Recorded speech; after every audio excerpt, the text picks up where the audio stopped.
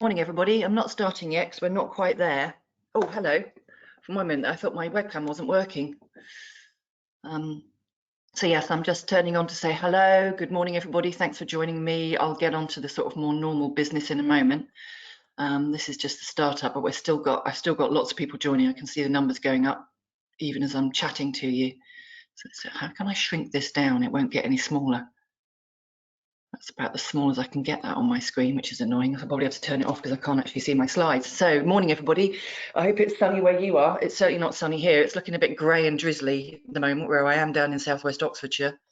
So please do put in the questions to let me know that you can hear me. Tell me what your day's looking like, whether it's grey and miserable or whether you've got some sunshine. We'll wait another minute or so just for a few more people to join us, and then I'll start the actual session itself. Just take a slurp of coffee. Sorry, I shouldn't really do that on a webinar, should I? But I think we all know each other well enough by now. So hopefully, nice and sunny here in Gainsborough. Thank you, Richard. Morning, Adam.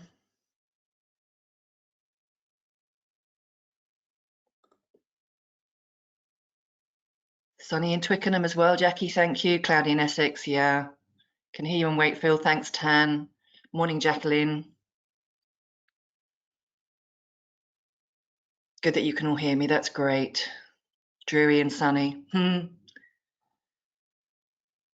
Oh, sunny in Worcester, but cloudy again. Thanks, Sally. Overcast. Morning in Bristol. Sunny in Weymouth. Oh, lovely. And it's always sunny in Broadstairs, apparently. I didn't know that, Peter. Hazy sunshine in Yorkshire. Seems like the best of the weather's up north at the moment. Right, how many have we got so far? The numbers are still going up, so I'll just give it another minute. There's an awful lot to get through today. I've got a lot of slides. When I actually start putting these things together, I always think, gosh, am I going to have enough to tell you all? Is there going to be anything new that I've got to say? And by the time I actually get round to putting the slides together, I found masses of information that I have to put together and put in the slides. And I've got a deck of about 30 or 31 or 32 slides this time. And I was a bit worried. Oh, hang on a moment. Someone's just saying, morning, I'm Elizabeth. It's very sunny and hot in Zimbabwe. I should think it probably is Elizabeth. Yeah, it's not the same here in England. We're heading into winter here, I'm afraid, whereas I think you're just heading into your summer down there. Good morning. Thanks for joining us, Elizabeth. Right, I'm just going to pop that back in. We've still got numbers going up. Yes, we have still a little bit, but I think I'm going to start because, as I say, I've got a lot of slides to get through and there's a lot of information. There's been changes to the funding, some of the funding rules and various announcements. I just want to make sure you're all up to speed with all of that. And also some interesting discussions we've been having with the department and with various other providers. So it would be good for me to talk to you about those briefly as well. So I'm just going to turn off my camera. Morning, everybody. Nice to see you all. But it takes up space and I can't actually see my slides when it's on. I can't seem to shrink it. So I'll switch it off. You don't want to see me talking anyway, or slurping my coffee. And we'll get going. So just a bit of housekeeping to start. Thanks for joining, everybody. You have your control panel for GoToWebinar, which is the orange arrow on, or should be the orange arrow on the top right hand side of your screen. If you click on that, it will click out the control panel, and from that you'll be able to put in questions or put something in the chat if you want to. And I can also chat back to you, although I don't really have much time during these to even check the chat or certainly not chat back. So use the control panel to ask any questions about anything that I'm saying. I have got a session for questions at the end, which hopefully we will have time for. If I don't have time to answer all the questions, I will, of course, put out a Q&A with the webinar recording and a copy of the slides, which will be sent out to you by email in the next 48 hours after the webinar. And the team will work on that and make sure it comes out to you. I've also added in a survey at the end of this week's webinar, or this term's webinar, I should say, because I do one of these a term, these funding and policy updates. The reason being is because one of the things that we're always trying to do at City and Guilds is improve our services, improve what we offer to you in terms of products and services. and our customer services team asked me if I would include a survey just asking what it is that influences your sort of behaviours when you're thinking about the qualifications you want to deliver. So I've put that in, and it would really help us if you could answer that. It's very short and sweet. It's one question with multiple answers, so you can click as many of those that are important to you. So it will literally take you about 15 seconds, if that, to complete. It's just literally asking you, what it is that we put out that makes your decisions on whether you're going to use one of our qualifications and deliver it. I've also got a poll as well, because we've been having some very interesting conversations around some of the DWP programs that are out there at the moment and the lack of referrals. So I'm going to ask a poll during the session about that. So be prepared for that one as well. Keep you all on your toes, make sure you're actually all engaged. So without further ado, I'm actually going to start. And so, yes, this is me. I'm Bryony Kingsland, the Funding and Policy Manager at City and Guilds. And I do one of these webinars every term, along with other webinars that are more specific, that are about more specific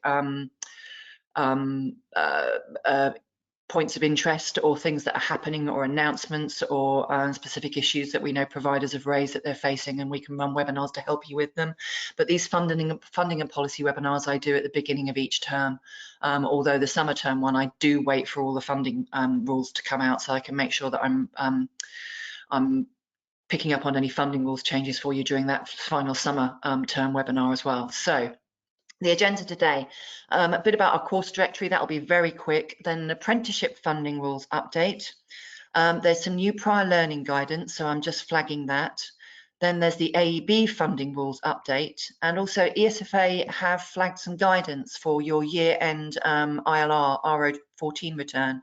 So I'll just talk very briefly about that. Then we've got the traineeship 16 to 18 market entry. I've got some information and news about that.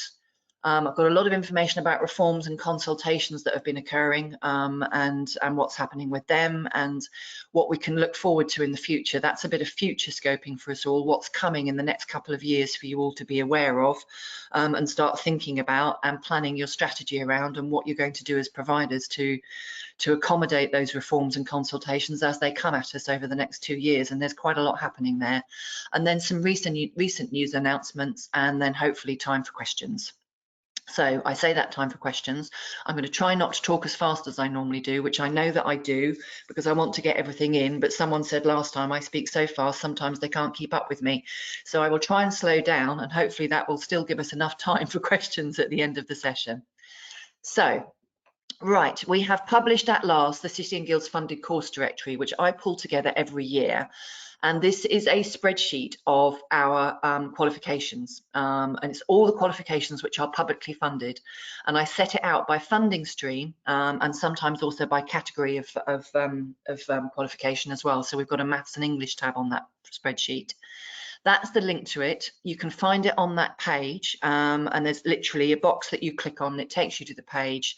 You fill in your details, and then you can download the spreadsheet. It's not a massive spreadsheet, so it's easy to download. It is filterable. Now, I have had some providers give me feedback that they find difficulty using it because they're not quite sure how to use the filters effectively.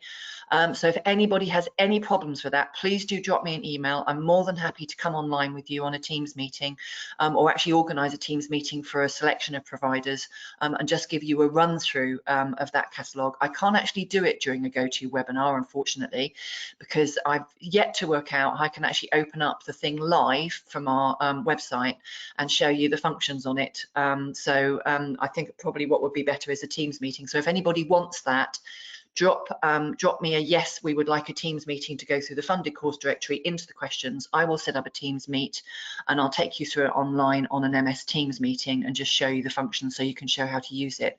But it's great for curriculum planning. It can be filtered by guided learning hours, by sector subject area, by qualification level, by the quan. So you can use it to search for particular quants to see if they're funded this year. You can also search by funding stream and by qualification type and also by funding rate. So it's a really useful, it's a big job for me each year. It was delayed this year, so I do apologise for that, but I actually get a massive database of information from the internal teams and also from the ESFA, which I then rationalised down into the spreadsheet. And this year, the ESFA had to wait an awful long time for the then Secretary of State, Gavin Williamson, to sign off their AEB legal entitlements offer. So they were delayed in actually putting that out, which delayed us in getting our final spreadsheet out to all of you. So apologies for the lateness of it. I'd normally have it done by May, June, but it was a bit late this year and didn't come out until late August. So there was nothing we could do about that. So that's the funded course directory, and it's now available for you. So apprenticeship funding rules. So we had the draft changes to the funding rules earlier on this year in June, and then from that there was some feedback from providers to the ESFA and from us and various other bodies, and they've made some changes to version 1 of the funding rules. Hopefully we won't have more than 1 or 2 versions this year. I do remember one year where I think we actually had 4 versions of the funding rules. Let's not go for that again. So one of the changes in here is when there are new versions of apprenticeship standards published. And for those of you that don't know, the IFATE, the Institute for Apprenticeships and Technical Education, now have a process for looking at the versions of apprenticeship standards and updating them if they're not fit for purpose, or if things have changed in a sector and actually the content of the standard is now slightly out of date. So when they publish a new version, it has an effect on what you are delivering to your apprentices. So one of the points in the funding rules is about endpoint assessment on new versions of apprenticeship standards. So first of all, I've actually put this time in the paragraph, so you can go in and check the funding rules paragraphs yourself if you just want to check the full funding rules. I've just picked out the bits that are pertinent here, but you may want to click on those paragraphs in the apprenticeship funding rules and check the whole version for yourself. So if your apprentice is already registered with an endpoint assessment, you have to confirm that that endpoint assessment organisation is ready to deliver to the new version, because we have to do work at our end as endpoint assessment organisations to make sure that we are assessing to the new versions. So one of the rules in the apprenticeship funding rules, as many of you will know, is that if you haven't got an endpoint assessment organisation ready to deliver EPA on a particular standard, then you cannot start an apprenticeship on that standard until there is an endpoint assessment organisation ready or flagging that they will be ready by the time your apprentice is ready for EPA. So you need to check with your EPA if your apprentice is already registered on and there's been a version change to a standard whilst they're in the middle of delivery, and make sure your EPAO is ready to deliver. And then form the EPAO when the apprentice has transferred to a new version, if they have, and you need to do that within 6 months of EPA being required. Now, obviously, if your apprentice is transferring over to a new version and it's less than 6 months of EPA being required, the ESFA don't say anything about that in the funding rule, so that's going to be an interesting one. So a bit of negotiation with your endpoint assessment organisation will be required. I think a lot of it will depend on how massive the changes are to that particular new version of the apprenticeship standard.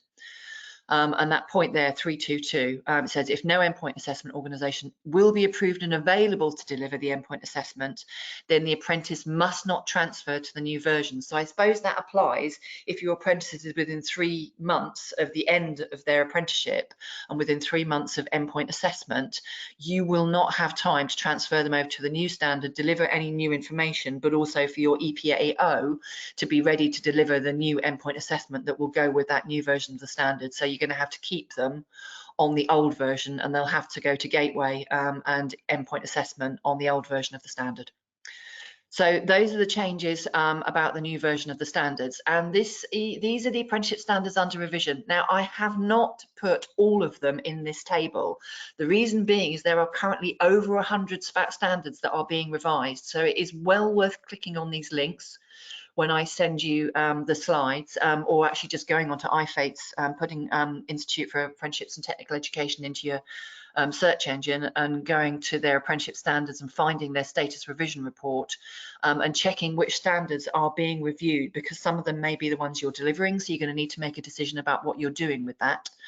I've just put in here, inevitably, the ones that City and Guilds delivered that we know are under revision, and we've got sort of dates when they started the revision process, which normally takes around about 6 to 9 months. So you can expect some of these that were under revision from March to be publishing new versions of those standards in very soon, whereas the ones that were started in September, like the blue one, the dental nurse, that's a new edition in the last month, that one's not going to be published. The new version of that won't be published for a few months yet. So those are the ones that City and Guilds has got under revision. So if you're delivering any of them, worth having a conversation with the EPA team and flagging what you're going to do, whether you're going to transfer your apprentices to the new version of the standard when it comes out, or whether they're going to stay on the old, but just making sure you've got that all in hand. So there's also planned hours. There's a new rule here that the ESFA have introduced, and a flowchart, which I've cut and pasted there into the right-hand side. The ESFA do love a flowchart, and I must admit I do like their flowcharts. They do make things very straightforward and clear as to what you've got to do. So worth just checking those.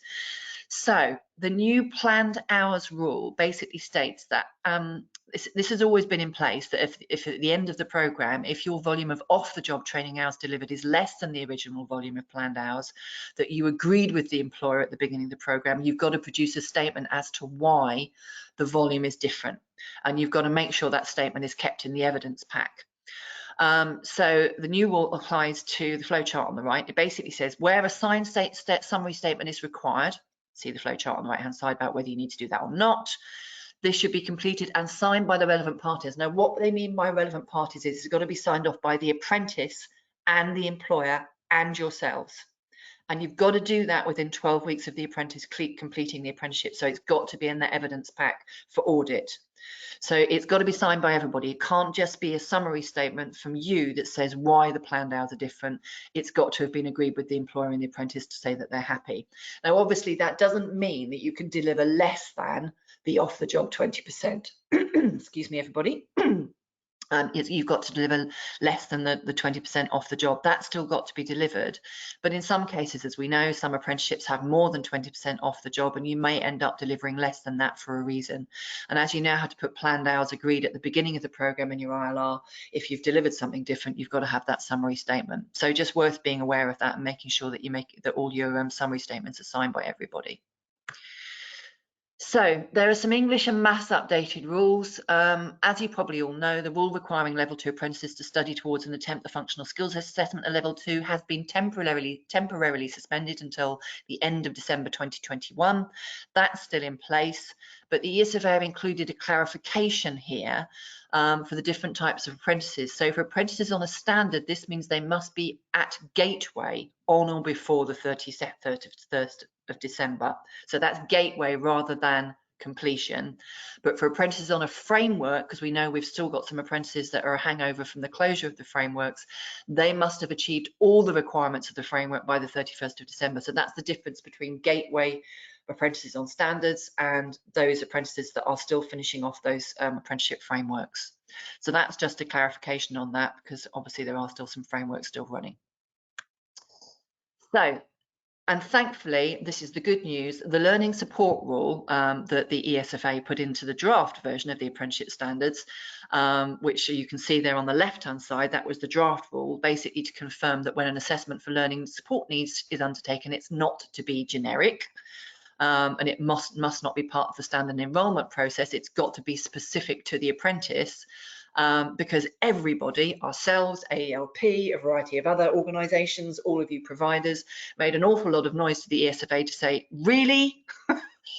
They've revised that, and it's been amended back to what you can see there on the right-hand side, which is to claim learning support funds, you've got to carry out an assessment that indicates whether an apprentice has a learning difficulty and or disability, and then you evidence that assessment as you always did, and to identify the reasonable adjustments, and you put that in the evidence pack. So that has gone back to what it was before. However, just one point here, I think it's probably worth noting, everybody.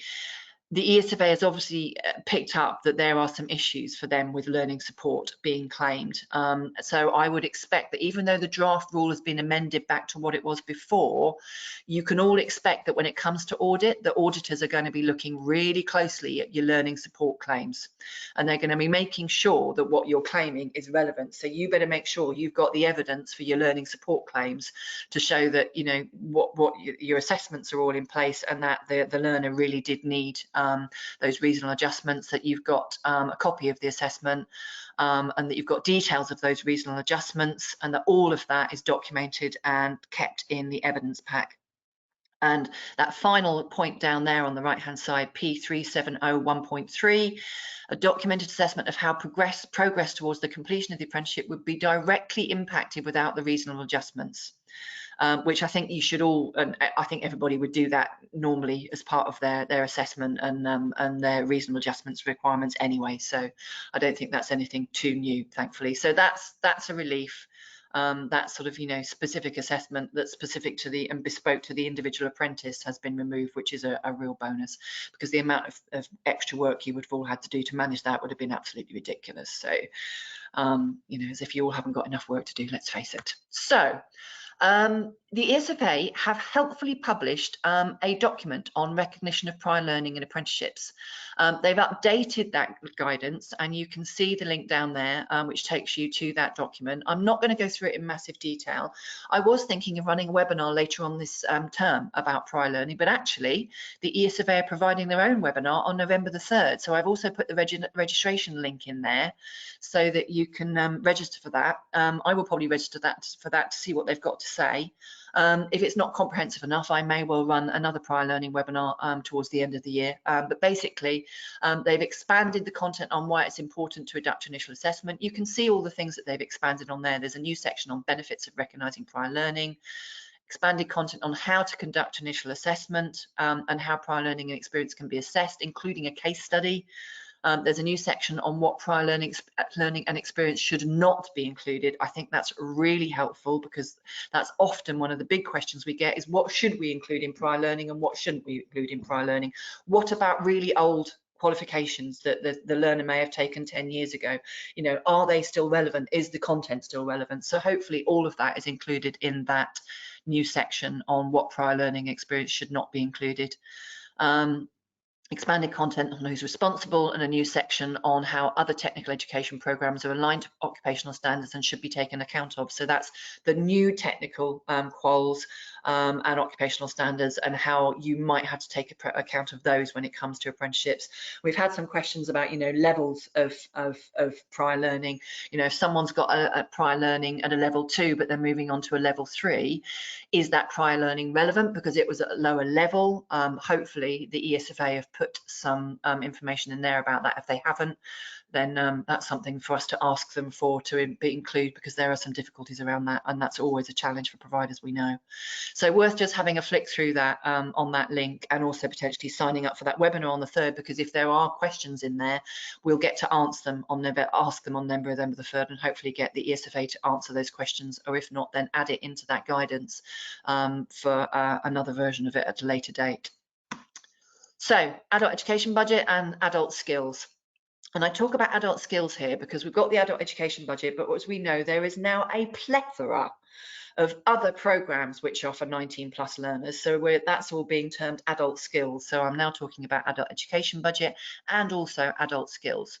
And included in adult skills, you've got the National Skills Fund and the Lifetime Skills Guarantee offer. So there's been some changes in this with regards to short courses, and this is in the adult education budget funding rules. So on paragraph 129, the ESFA will fund eligible learners to take one short qualification followed by one further full qualification in the adult level 3 offer without exhausting their eligibility. Now, this gives you the opportunity as providers to potentially put a learner onto a very short qual, and that list of short quals can be found on on the Find a Learning aim, or FALA as we're calling it. So there is actually in the categories, if you click on the category arrow in FALA and you scroll down, you'll actually find a list of National Skills Fund short qualifications, and that lists which ones the ESFA think are short qualifications or see as short qualifications. You can deliver one of those first, I suppose, realistically, to give that learner a taster, particularly if they are moving jobs because they're moving out of one job which has disappeared, or that sector is shrinking, so they're looking to move their career into another sector. You give that person the opportunity to take a short qualification and maybe a sort of taster course almost in that particular sector to see if they, you know, it's something that's going to suit them. They're going to be happy to move into that sector before they go on and take the full adult level 3 qualification in that sector. Now, obviously, there are lots of short qualifications, but there are not always short qualifications that lead into another sector.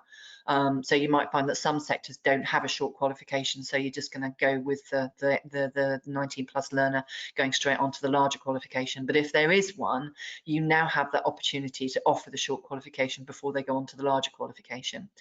But there is a proviso with that you can see at 130 there, the second paragraph down, and there's a learner's not eligible for this short qualification if they've already achieved one short qualification prior to April the 1st, 2021. So if they've already got a short qual, then you can't obviously run another short qual to that list that's been added, as part of the Lifetime Skills Guarantee Level 3 offer.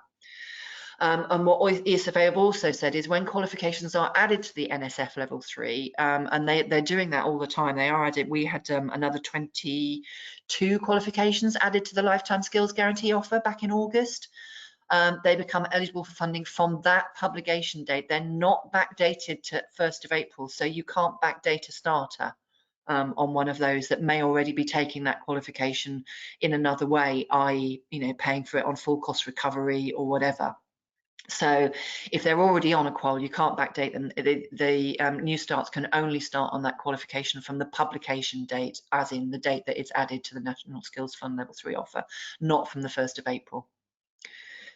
So that's that. Now, there are new rules for the Afghans that are arriving in the UK under the resettlement scheme. And the government has basically said those that are being resettled through the Afghan Relocation and Assistance Policy, ARAP, and the ACRS, the Afghan Citizens Resettlement Scheme, are eligible immediately for FE 19 plus funding. So they don't have to have that normal 3-year residence rule that's in place for people who are resettling. They'll automatically receive indefinite leave to remain, and that makes them exempt from that. So a lot of those are going to be needing ESOL provision, and a lot of their families will be needing ESOL provision. So when they're resettled through their scheme, those adults and their families will have instant access to ESOL provision and any other provision which they need in terms of, you know, learning skills which will enable them to become employed in the UK, and they have a right to work as well. So yeah, you can see there that last paragraph about ESOL provision. So there's also been some clarification about what is a full level 2 or full level 3, and I think this links to questions about people saying, well, you know, we talk about full level 2s and full level 3 and whether, you know, and fullness, and whether someone who's looking to take a level 3 on the legal entitlement or in the National Skills Fund offer, whether they've already got a full level 3, so whether they are eligible or not. So for clarification purposes, the ESFA has included in the AEB funding rules their assessment of what is a full level 2, which you can see there, which is a GCSE in 5 subjects at grade 4C or above, or a technical certificate at level 2, which meets the requirements for 16 to 19 performance tables. And a full level 3 is a general certificate of education, a GCE A level in 2 subjects, or a GCE AS level in 4 subjects, or the QAA access to higher education diploma at level 3, or technical levels at level 3, or applied general. So any applied general which meets the requirements for the 16 to 19 performance tables. They are all counted as full level 3s or full level 2. And if your learner already has those, they are no longer eligible for full level 2 or a full level 3. So they're not eligible for the legal entitlement, and they're not eligible for the National Skills Fund level 3 if they've already got those at the moment. The reforms might make a difference to that, which could be a good thing, I think, but we'll wait and see. Now, I've got a poll question coming up. The reason I'm putting this in is because we've had conversations with a lot of providers who I think, and we were expecting it as well, we're expecting to be receiving a lot more referrals from Job Centre Plus and DWP for the programs that DWP has in play at the moment to try and get some of those people off the unemployment list and into all those many vacancies we are seeing across the country. But we've had a lot of feedback from a lot of providers saying that they are just not getting those referrals. And we have had conversations with some of the providers of some of those DWP programs to say that, you know, to find out why that isn't happening. And the general feedback we're getting is that that's not their focus. Their focus is to get people into jobs. So they're concentrating on, you know, housing and debt support, and in some cases, alcohol and addiction problem support. That skills, you know, are not necessarily their focus, which when you consider the government's levelling up agenda and you consider the fact that the government is saying we need better skills in the nation to make sure that we've got better levels of innovation and everybody has the chance to progress and move on and level up and progress their career and progress their opportunities, seems absolute madness. So what I'd like to ask you all is, if you are a provider that has an AEB contract, I suppose that the question I'm asking is your organisation using those funds to deliver reskilling or upskilling or any skills programs at all to any of these? Now, it's a multiple question, so I'm just going to launch that poll now, hopefully. Select it. Come on, let me select.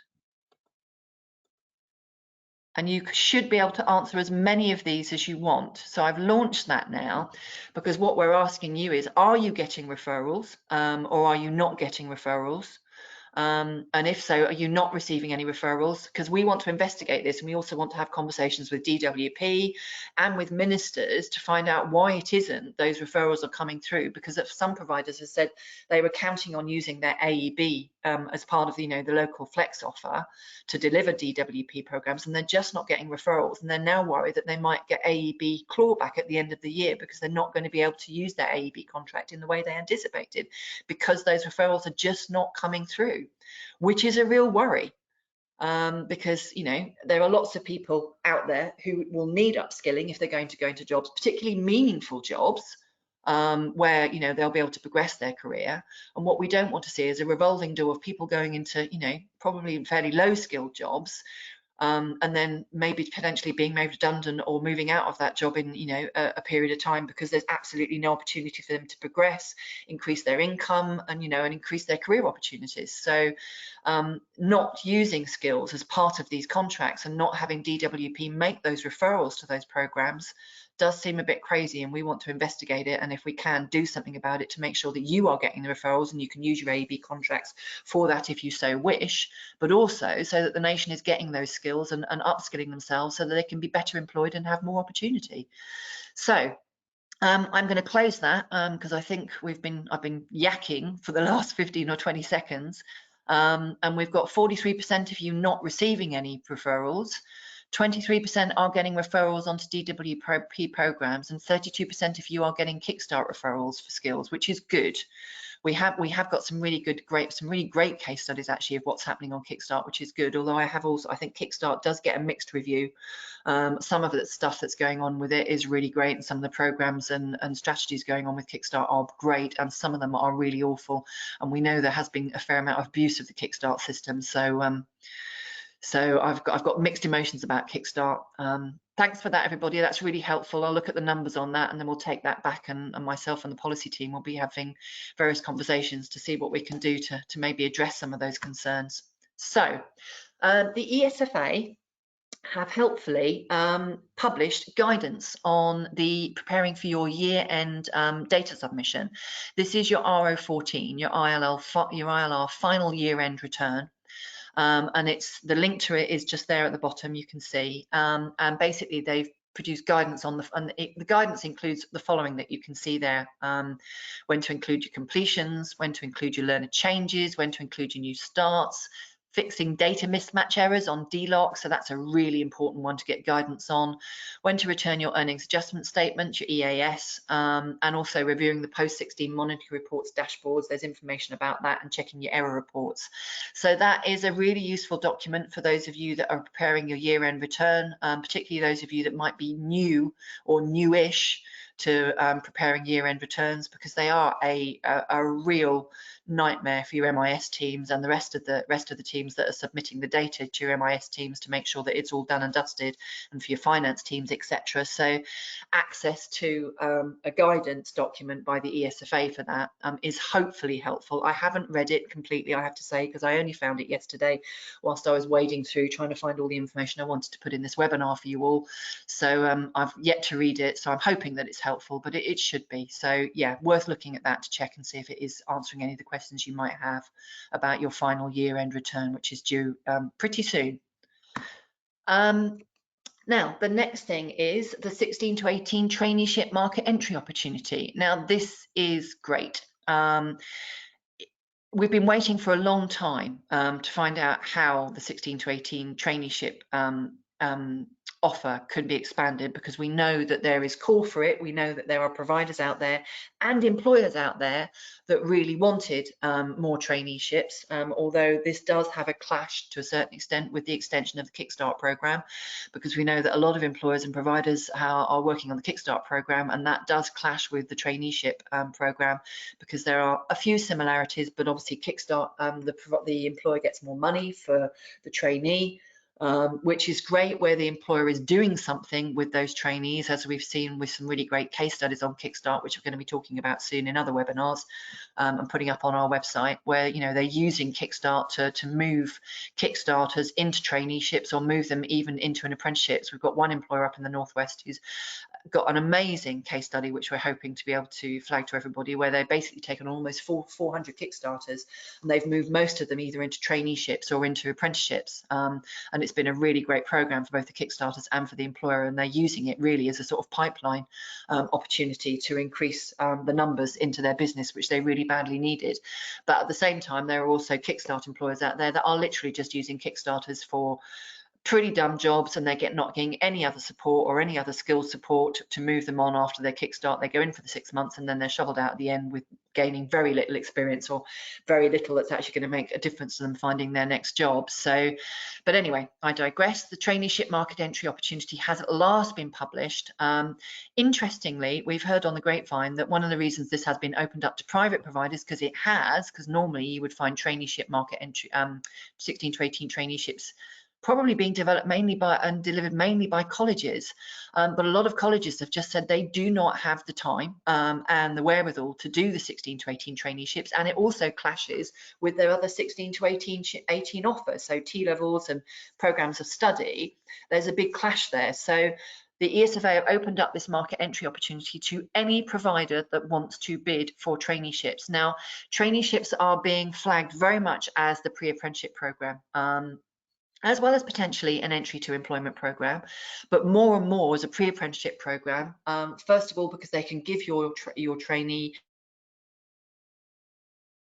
occupation, which, if they're not 100% sure about their apprenticeship, can help them make the decision. So if they do a traineeship and then they decide it's not for them, they don't move on to an apprenticeship and then drop out after a very short period of time, which is not great for you and not great for them either. But also, it if they are going to do a traineeship, it does give them an advantage when it comes to interview for the traineeship, potentially over other interviewees that are going for that apprenticeship position. Because if you deliver a traineeship and you deliver obviously the maths and English, and also the digital and the core sort of aspect of traineeship, which is the job skills and the curriculum skills and the getting ready for work skills. You can also deliver short vocational tasters as part of that traineeship program, and having that vocational overview of the market or the sector that they're moving into can give that apprentice an advantage at interview, making them more likely to win that apprenticeship placement than other trainees or other apprentices that are going for the interview that haven't had a traineeship and don't have that sector subject knowledge or that sector knowledge or occupational knowledge of that particular job they're going for. So it just can make sure that can help them pick the other apprenticeship applicants at the post. So the 16 to 18 traineeship market opportunity, you can apply, as you see there, for a standalone traineeship contract to deliver 16 to 18-year-olds. Maximum contract value will be 300k. So that's all you can bid for. And it's via a request form. It's got to be submitted by the 22nd of October. So you've not got much time, guys. Literally, you've just got under 2 weeks now, but there are some eligibility criteria which you can see there. So you've got to have a grade 1 or 2 Ofsted. You've also got to have a current ESFA contract or funding agreement for the academic year, whether that's AEB or whether it's apprenticeships. I don't think it really matters, but you've also not got to be in formal intervention or minimum standards for inspection, not be issued with a notice to improve, not subject to an investigation or breach of contract or failed audit in the past 3 years, and not have a financial health grade of inadequate. So they will also consider existing traineeship providers that have 19 to 24 traineeship offers for 21-22 without an Ofsted grade 1 or 2. So if you've got a current traineeship contract for 19 plus, but you don't have an Ofsted grade 1 or 2, they will also consider you, which would then give you the opportunity to deliver to 16 to 19 or 16 to 18-year-olds as well as your 19 to 24 cohort. So that's the market opportunity, open now, closes at 5 p.m. on the 22nd of October. A great opportunity for private providers to pick up on these contracts and start delivering to that cohort to feed particularly if you're an apprenticeship provider, to feed your apprenticeships to your employers and use it as a pipeline. And as many of you will know, City and Guilds has worked really hard over the last year to develop our own traineeship offer. We've actually got sector subject and sector-based traineeships already available on our website. So do go to our traineeship page on our website, and you can have a look at some of the examples we've put of how you can deliver a traineeship in particular sector subject areas. We've got examples of qualifications that could be delivered to give the trainees tasters and all sorts of things on there that will help you. So that's that. Okay, reforms and consultations. Wow, there's a lot going on here at the moment. I've tried to keep this short and sweet. I've still got 20 minutes before we end, so hopefully I can get through this and give some time for questions. So this is an overview of the funding and accountability consultation, which I responded to and had input from a few providers, although I was surprised by the lack of interest from the private providers. I do understand that this consultation has mainly been for FE colleges in the national contract area. And so therefore a lot of private providers didn't think it was relevant to them, but there is information in this funding and accountability consultation about what the ESFA and DFE are planning to do, which is pertinent to private providers. So I'm just going to have a quick flick through some of those now so you can see what those areas are. I will say that contracted independent training providers with contracts barely receive a mention. There's very little in there, but some of the content is relevant to you. So I think the thing that's most key here, or one of the things that's most key, is how funding is allocated. So the ESFA and DFE are really looking at a new way to allocate funding to both regional areas and also nationally in the future. And what they're looking at is currently funding is really allocated to regional and national areas based on historic allocations. So it's based on what providers have always used in the past. And we have had areas where those things have changed and providers are still getting the same allocation. They haven't been able to spend it in some cases. Now there's many reasons for that. It's not just about needs, but the DFE is really looking to rejig the way that they allocate funding and base it on regional demographics, regional needs, that's deprivation, labour market, employer skills needs, etc., which would quite radically potentially change the amount of funding which goes to both regional areas, that's MCAs, but also to the national area, which is not the devolved area. So the national area, which is still managed by the ESFA when it comes to adult education budget funding. So that could change how much money everybody is getting in their regional area to deliver adult skills. Now, they do talk about transition funding, and any of you that saw the changes in 2010, 2011, 2012 to adult skills budget funding will remember that there was transformation funding, which basically sort of scaled down over a period of years. So I'm assuming that the DFE is looking at another approach like that. So there would be transition funding, which would slowly scale down over a period if you were to lose out a lot in a region on how much adult education or adult skills funding would come to that region for allocation by either the MCA or the ESFA, if there were big changes in regional demographics and regional skills needs. The other thing they're thinking about doing is merging all the adult skills funding into one flexible pot. Now, I actually think this is great, and it will make a big difference to the choices that providers can make on what they're spending their funding on, give you much more flexibility to run programs which really meet needs. Obviously, that flexible skills pot will be linked to those local skills improvement plans and what those local skills improvement plans are saying needs to be delivered. And as part of that flexibility of that pot, the government and the DfE will be looking at how they make sure that both colleges and other providers are accountable for what you deliver. Now, this is in the national area, because obviously combined authorities, mayoral combined authorities, MCAs, have their own arrangements for their own contracts and what's delivered, and a lot of them have outcome-based contracts where they basically state very clearly what providers are allowed to and not allowed to deliver to meet the local labour market needs and the local skills needs. So this is in the national area only. Some of this is national. How the funding is allocated will affect both MCAs and the national area. Merging of all the adult skills pots will happen in the national area, but could also happen in the MCA areas. Ensuring colleges are accountable for what they deliver will only happen in the national area, and that's via the local skills improvement plans. And there are two strands to the consultation, so a little bit more detail here. The funding reform is establishing that new skills fund to bring together all of the adult skills budgets, the National Skills Fund, the AEB, the community funding, the 19 to 24 traineeships, all into one fund, and basically give providers a lump sum, and you choose what you deliver it, and you choose what is needed according to what the local skills improvement plan indicates is needed, and in agreement with the employers that are in your, your business committees and business groups that are part of those local skills improvement plans. Ensuring the system can support both qualification-based provision and non-qualification provision, so adults can retrain and upskill in an effective way. I suppose here they're probably thinking about boot camps, they're thinking about non-regulated provision, because there is a lot of non-regulated provision which goes on, which is actually really good quality. There is also some non-regulated qualification delivery that goes on, which is not great quality. So they've asked about how they can more effectively fund that in the consultation.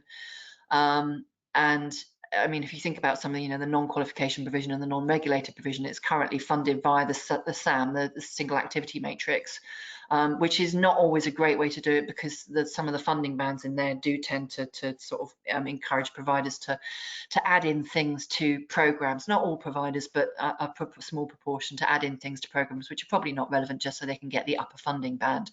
And I think that's what the DfE wants to try and avoid in the future. So, but also some of that is looking at boot camps, and other way to deliver non-qualification provision that does upskill adults quickly if they need to move into a new sector, or if there are actually sectors that are experiencing skill shortages, as we know there are at the moment. I'm not going to mention HGVs. So they've also asked how to assess a needs-based approach to be introduced, so how they can assess that needs-based approach to distributing funding. So that's that demographic and deprivation and skills needs. They've asked how they can do that. That's a difficult one. I mean, there's so many different ways that can be looked at in terms of areas of multiple deprivation, labour market needs, all of those things. So I think we've sort of left that for them to make that decision realistically. What they've also looked at is how funding can be most effectively distributed between colleges in non-devolved areas. So they looked at what a simpler funding formula might look like, and they're looking at potentially moving to a funding formula which is based on funding bands very similar to 16 to 19 approach, where dependent on how many hours depends on how much funding you get for that individual, or dependent on how many hours they're doing. So if it's hours within a funding band, you would get a certain amount of funding, and then obviously the program uplift and potentially any other deprivation uplifts. Also moving to a lagged funding system, so that would sort of hopefully ameliorate some of the sort of clawback at year end, and also delivering a multi-year funding regime, i.e. providers are told what funding they're going to get for the next 3 years, although there could be adjustments still within that if providers are not using that funding. But hopefully, if they were to move to that needs-based approach to distributing funding across the country, that would alleviate some of the sort of clawback, and those 3-year funding allocations would work more effectively, because you'd be getting funding that you would actually be using according to needs. That's all very theoretical at the moment. How it works in reality is going to be interesting to watch. So they want to establish what entitlements and eligibility rules should apply in the new system. Basically, we think that anybody 19 plus that needs to retrain should be given the opportunity to retrain. Obviously, you can't really go to a needs-based. How much money are they already earning? So we suggested that they should seriously look at the adult skills or adult independent learning accounts. Obviously, that can make some people shiver because we remember IL independent learning accounts from earlier on, but we've moved on since then, and our technology is so much greater for managing the idea of individual learning accounts, which are contributed to by employers or contributed to by individuals, and also the government, which gives everybody a base amount of funding to use as and when they need to retrain or upskill as and when they need throughout their working life. And they've also talked about how funding for ITP should be established, and they're talking very much there about colleges having more control and actually doing a lot of the subcontracting, and the ESFA or DFE having a list of providers that colleges can subcontract to, which is all very well if you're a large college group and you're already used to going out to procurement for your subcontracts. But if you're a smaller college, the resources and the skills and knowledge needed to do that is quite extensive, and the level of sort of extra work and bureaucracy that would place on some smaller colleges would be quite heavy, I think, and I'm not sure really how that would work. But they do talk about also the DFE having some procurement to make sure that they're filling gaps where there might be as well.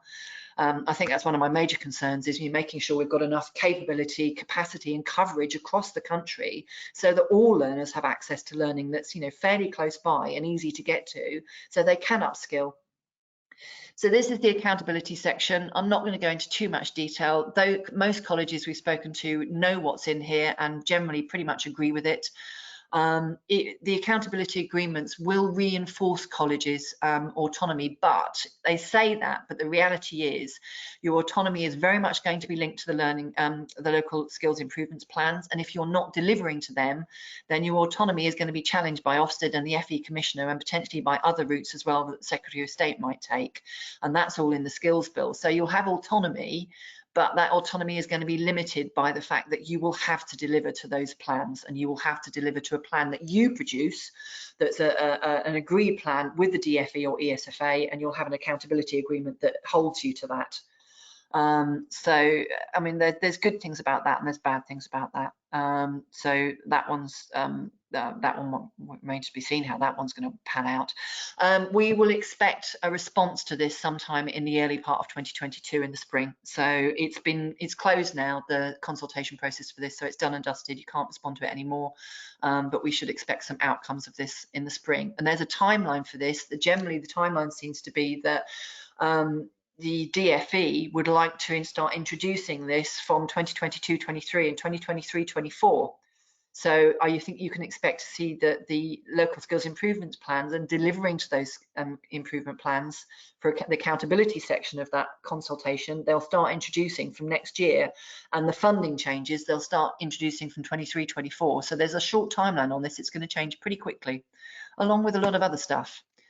And that's just a sort of the single skills fund example that they put in the overarching document for the consultation. You can see there all of those budgets being put into one big pot, the new skills fund, and it will be unring-fenced. So you would be able to deliver that. You'd be able to deliver anything with that. You wouldn't have a ring-fenced traineeship budget. You wouldn't have a ring-fenced community learning budget or a ring-fenced learner support budget. It would all be one fund, and you would be able to use it as you saw fit, linked obviously to the LSIPs.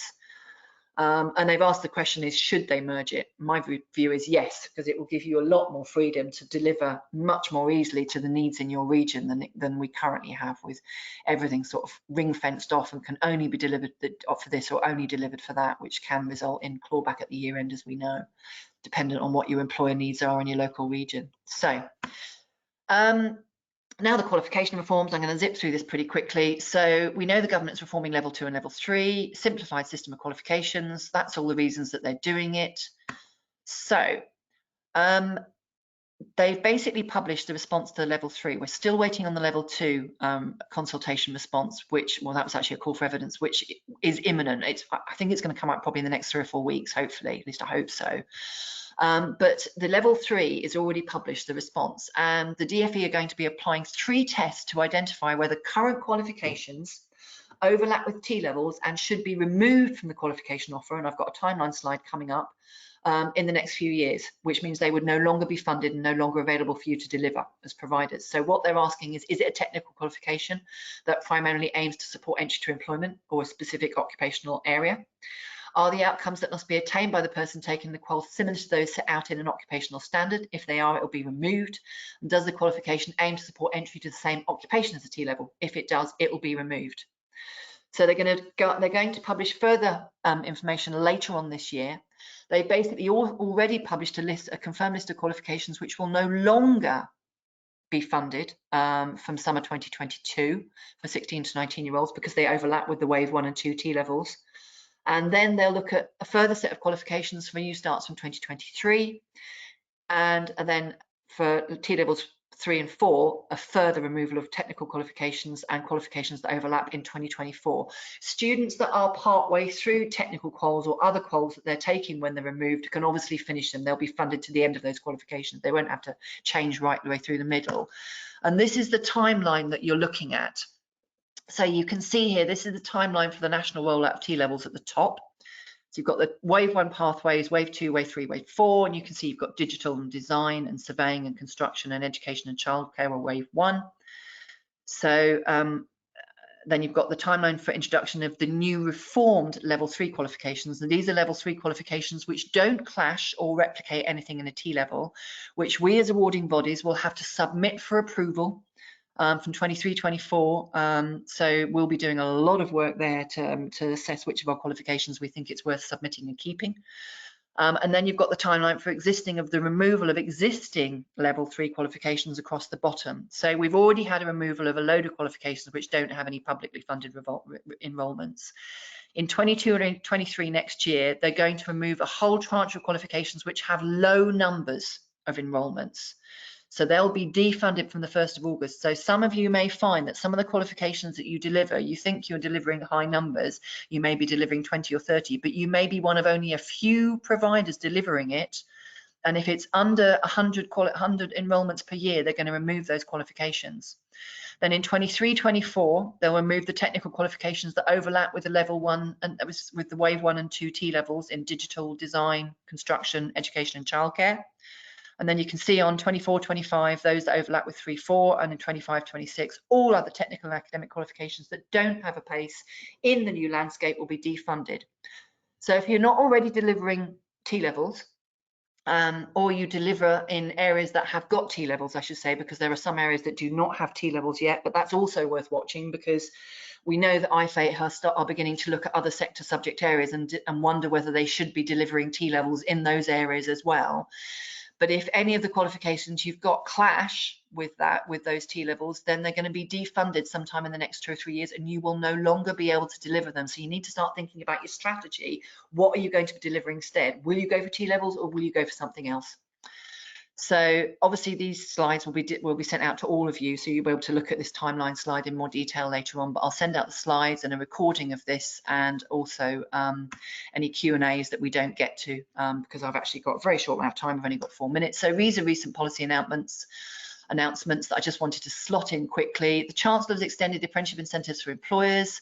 They're able to claim 3,000. That's now £3,000 for each new employee start. Now that's an employee start, not a new apprentice. It's got to be a new employee starting on apprenticeship from 1st of April this year. They can still claim £3,000. That's been extended to the end of January next year now. The extension to the Kickstart scheme, I think I've probably gone on about that long enough, but that's been extended to March 2022. I think there's good and bad about that. As I said, there's a clash with traineeships, and some of the Kickstart schemes are very poor. Some of them are great, so I've got mixed feelings about that. And then the other announcement is the government has amended the clause, or is going to amend the clause in the skills bill relating to careers advice. Hallelujah, about time too. This is great news because it basically means the government's going to introduce legislation for schools that makes it a legal requirement for them to give unbiased advice and invite in providers that deliver apprenticeships, the providers that deliver T-levels, providers that deliver all sorts of other qualifications that pupils can move on to, and they will have a legal duty to do so and can be taken to court if they fail to comply. So if you were a provider of apprenticeships and you wanted to go and visit a school during, you know, the 6th form or the 5th form to present, and they said, no, we're not having you in, you can then actually make a complaint, hopefully, and that school could be taken to court if they don't comply with your request to go in and you know, show those pupils an unbiased careers advice on apprenticeships. That's great news, which is something we've all been waiting for. And just finally, T-level phase 4 update. City and Guilds won the opportunity to develop the qualifications in animal care and management, agricultural land management and production. So we've won those 2 T-levels in the latest round, and they'll be the phase 4. And that, guys, is it. Just a keeping in touch slide. I'm not going to stick on that. And that's questions. And I know I speeded up my speaking there at the end, but I really had to try and get as much as possible in terms of that out, because there was an awful lot of information there. So let's just scroll down and see if we've got questions. So I do have a lot of questions, and I'm probably not going to have time to get through this. Right, so we'd like to help understand the AEB funded courses, please, Bryony. Darren, thank you, Darren. I will get in contact with you. I can only see you, not the slide deck. Oh, I don't know why that is. Can everybody see? Everybody else can obviously see the slide deck. No, everybody else can see me. So I don't know why that is, Alex. I closed off my webcam, so you should be able to see the slides. Hopefully you can see that. I'm sorry, but you will get a copy of the slides, Alex. How can we please get in touch? We need to access our... Danny, I will get in contact with you. I'll have your email for your registration, so I'll drop you an email in a moment to find out what it is you want to ask me about. If they take a short qualification, i.e. an ILM award, do they have to go on to a larger qualification? No, Marie, they don't. So if they only take a short award, they don't necessarily have to go on and then do the large qualification. They can just take the short qualification as part of the National Skills Fund Level 3 as well. So no, they can just take a short qual. They don't have to. There is an issue that DWP only want short courses. Yes, and learners can get pulled off other things during the courses. Yes, Jude, that's something that we've heard as well, and something that I think we're going to be talking to DWP about as well. Don't think I'm meant to be in this meeting. So usually it's the UK centres only. I will be listening. Oh, yes, sorry about that, Elizabeth. I should have said this is UK based only. Due to the national skills funding of 1 short qual and 1 level 3 only, from many adult learners with prior GCSEs at grade 4 or below will be unable to upskill. This is an area of multiple deprivation. What options do these learners have? Yes. Well, no, that's it.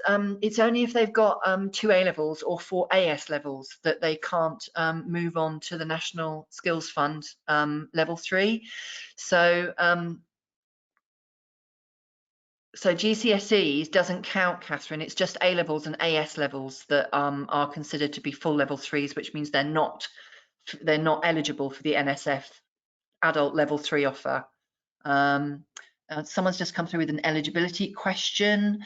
Non-regulated AEB funding and referrals from Restart. Could we have a conversation? Yes, absolutely, Richard, of course. I'll also drop you an email. So I'm going to drop an email to Danny and to Richard, and we can have a separate conversation about that. And I think that's it. Absolutely, brilliant. So I think I'm 1 minute over, everybody. Thanks very much. I hope that was useful today. Please do answer the survey when I close it down, and please do put in the questions, anything else that you want to before I close down, and if you felt that was helpful, because I'm always looking to improve my webinars to you all and make sure that they are actually helpful. Thanks very much, everybody, and that's it. Have a great day.